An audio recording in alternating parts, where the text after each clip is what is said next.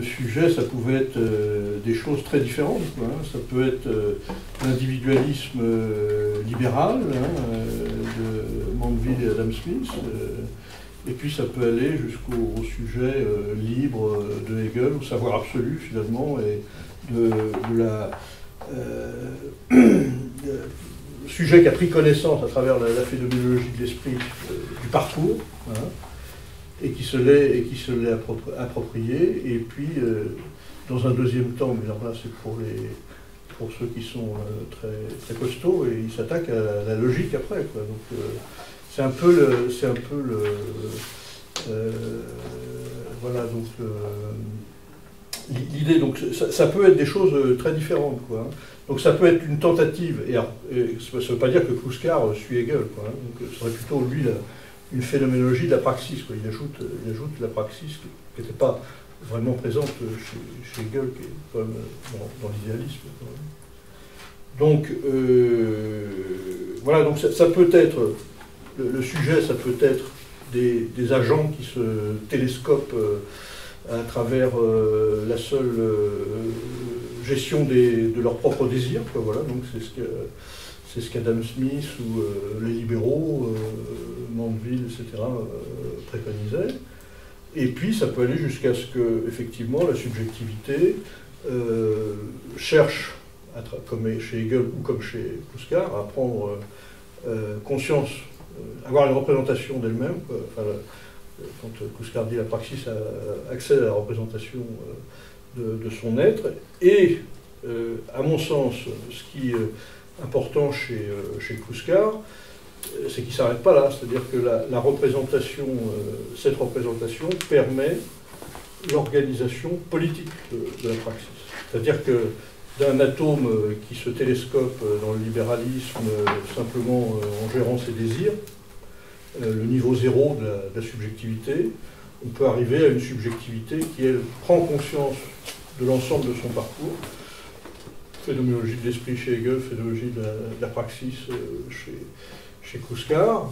Et chez Kluskar, donc, cette représentation permet de proposer l'organisation politique de la cité. Ça, c'est le savoir absolu, à mon avis, chez Kluskar, mais qui est de la subjectivité bien frappée, quoi. Tandis que l'autre, bon, bah, ça peut être un peu tout, quoi, la subjectivité. Ça peut être la pire et la meilleure des choses. Alors, je sais pas, alors il y en a qui disent, effectivement, ce serait plutôt, dans le libéralisme, ça serait plutôt l'individu, quoi, enfin, plutôt que le sujet, enfin, que la subjectivité, peut-être, il faudrait peut-être lui donner lui laisser un terme d'individu, parce qu'il y a une énorme confusion, quoi, sur les deux. C'est-à-dire que il y a une énorme confusion aussi. Il faudrait vraiment préciser les choses, et en tout cas, ce dont parle Kluskar au niveau de la subjectivité, à mon sens, c'est cette subjectivité-là, cette subjectivité qui va pouvoir se prendre, penser son propre parcours pour en faire du politique. C'est la philosophie de la praxis, c'est le passage de l'être de la nature à l'être social. Il ne nie pas la subjectivité, puisque la subjectivité, elle est de toute façon présente, puisque si tu penses même la praxis, bon, forcément c'est de la subjectivité qui le fait, quoi. Donc Kluskar est bien d'accord pour dire que la subjectivité est vraiment quelque chose de central.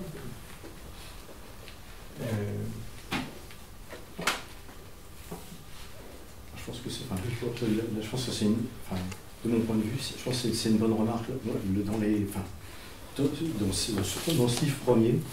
Pour moi, il y a une idée extrêmement importante, effectivement, c'est l'émergence de cette du concept de subjectivité qui, à mon avis, qui renvoie en face aux marxistes, qui eux, je dirais, jusqu'ici, ont globalement, je dirais, évacué ce concept-là.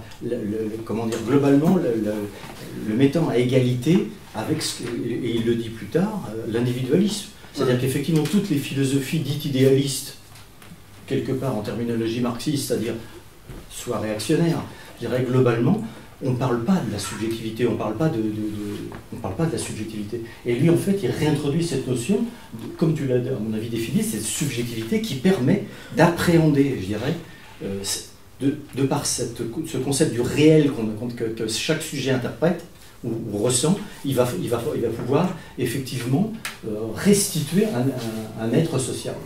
Et là, à mon avis, quand on lit le refus de la subjectivité, page 31, a été l'une des raisons même de l'échec du marxisme-léninisme.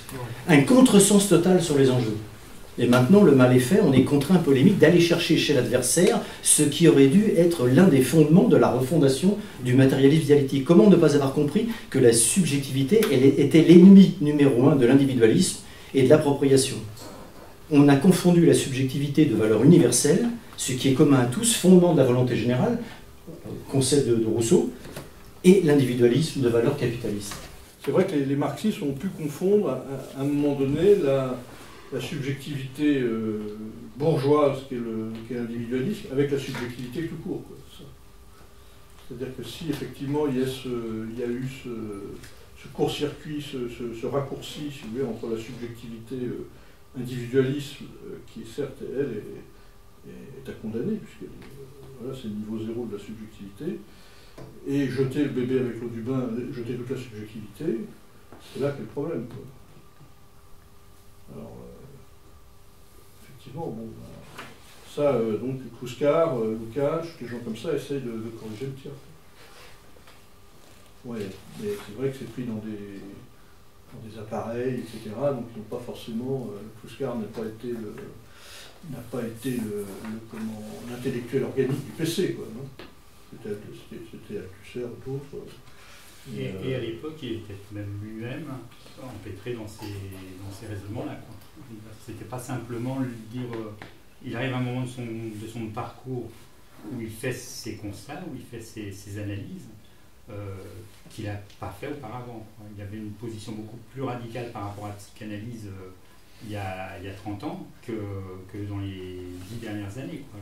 Il y a quelque chose là de l'ordre du biographique qu'il faudra interroger par ailleurs. Mais concernant le questionnement de la subjectivité, c'est aussi cette idée de réinterroger des malentendus qu'il y a eu dans le passé avec des courants de pensée. Dans un moment historique, ce n'est pas possible de discuter. Aujourd'hui, qu'est-ce qu'on fait, quoi? On voit bien que les choses ont bougé. Qu'est-ce qu'on fait, quoi? Parce qu'il faut aller de l'avant. Il ne faut pas simplement rester figé dans une situation où on a un courant marxisme, un mouvement progressiste qui est réduit à rien, pratiquement, ou qui est complètement imité, on va dire.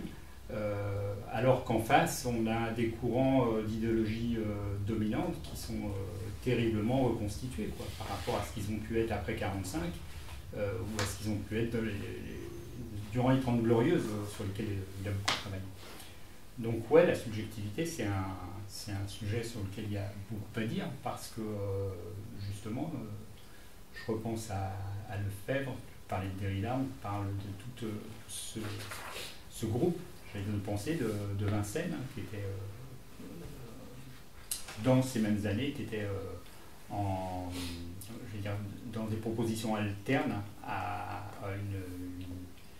un marxisme un peu dogmatique quand même, je vais dire comme ça, qui avait raison aussi de l'être. Hein. Quand on sort de la guerre où il a fallu tenir la clandestinité et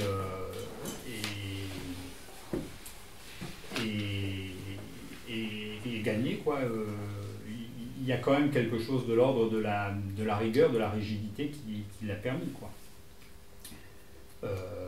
Sauf qu'effectivement, on arrive à un moment où il y a besoin de s'ouvrir, de discuter, de faire autrement, et que bon, ce virage-là, on a des penseurs qui le proposaient, et le virage n'arrivait pas, quoi.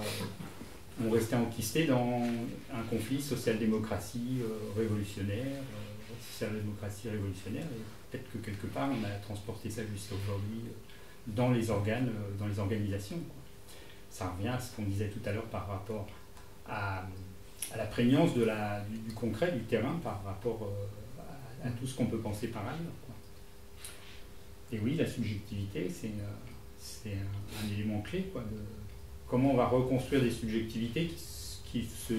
C'est-à-dire pas saine, parce que c'est complètement débile de le dire comme ça, mais qui soit plus influencé, qui soit plus aliéné à la manière dont on peut l'être aujourd'hui.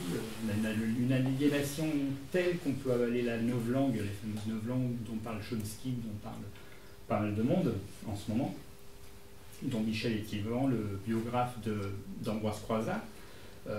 Ouais, comment on peut arriver à être si sensible, si perméable à cette novlangue qu'on arrive à intégrer comme si c'était une norme, quoi, quelque part. Et c'est ce qui nous construit, quoi. Ça construit notre subjectivité, donc celle qu'évoque Kluskar, et bien sûr, c'est quand même celle du système dominant, quoi. Et ça paraît naturel, ça paraît normal. Mais comment ça se fait, quoi? Comment c'est possible? Et comment on peut construire quelque chose qui puisse s'opposer à ce phénomène? Voilà, donc ça c'est un questionnement qui prolonge un petit peu l'idée.